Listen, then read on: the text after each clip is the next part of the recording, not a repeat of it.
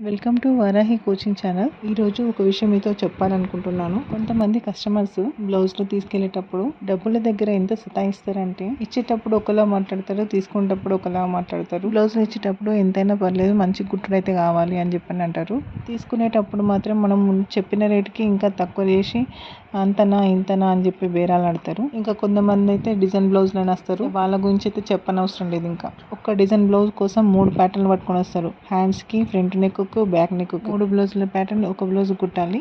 Rate మాత్రం normal గానే తీసుకోవాలి. ఇలాంటి వారు షోరూమ్లలో వేలకు వెళ్ళి పెడతారు, కానీ టైలర్కి వచ్చేసరికి వందలలో బేరాలు ఆడతారు. ఇంకొంతమంది ఉంటారు, 200 చీర కొనుక్కుంటారు. 200 చీరనే కదా, తక్కువ రేటుదే కదా, తక్కువ తీసుకోని అంటారు. మరి 10,000 పట్టు చీర కొనుక్కుంటే 1000 రూపాయలు పెట్టి బ్లౌజ్ పీస్ కుట్టించుకుంటారా? 10,000 పట్టు చీరకైనా 100 రూపాయల వట్టి చీరకైనా కుట్టుడు మాత్రం ఒకేలా ఉంటుంది కదా. ఇలా ఎందుకు ఆలోచించారో ఏమో. ఒక్కోసారి అనిపిస్తుంది, ఇలాంటి వాళ్ళందరూ నా దగ్గరికే వస్తారా అని. మీకు కూడా ఇలాంటి అనుభవాలు అయితే ఒక కామెంట్ అయితే చేయండి. ఈ వీడియో మీకు నచ్చినట్టయితే లైక్ చేయండి, షేర్ చేయండి, ఇంకా సబ్స్క్రైబ్ చేయడం మర్చిపోకండి.